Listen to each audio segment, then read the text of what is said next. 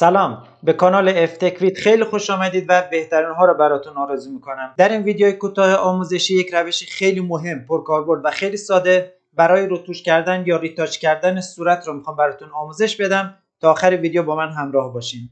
در مرحله اول من از لایه مورد نظر دو تا کپی از قسمت پالت لایه ها میگیرم. اولین لایه رو از این قسمت موقتا خاموش میکنم و لایه دوم رو از این قسمت انتخاب میکنم.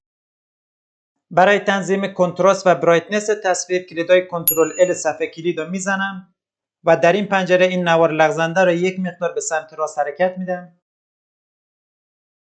بر روی گزینه اوکی کلیک میکنم. لکه های عمیق و خالای خیلی بزرگ با استفاده از ابزار پچ برنامه فتوشاپ من از بین میبرم.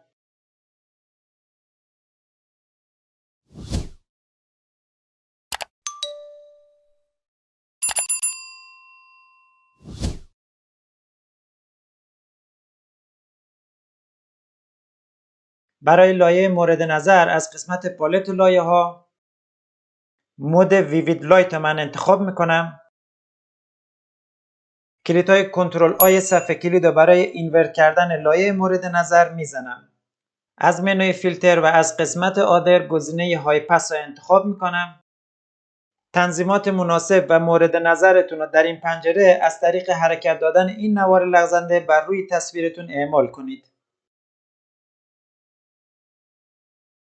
بر روی گزینه اوکی کلیک میکنم.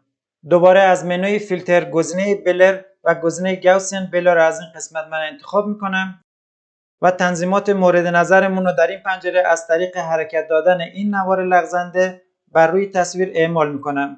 این تنظیمات رو به گونه اعمال بکنید که بافتای از بین رفته صورت بر روی تصویر برگرده. بر روی گزینه اوکی کلیک میکنم. در پالت لایه ها بر روی لایه مورد نظر از این قسمت ماسک رو فعال میکنم.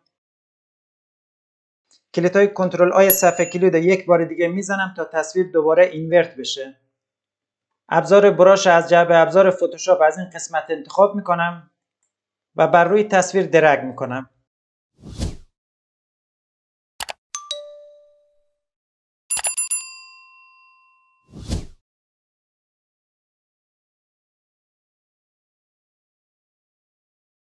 در پالت لایه ها این لایه‌ای که تصویر قبل از تغییرات هست و من فعالش میکنم تا تصویر را قبل از تغییرات و ریتاچ کردن و بعد از ریتاچ کردن تصویر ببینید. امیدوارم که این آموزش مورد استفاده و پسندتون قرار گرفته باشه. متشکرم که تا آخر با من همراه بودید.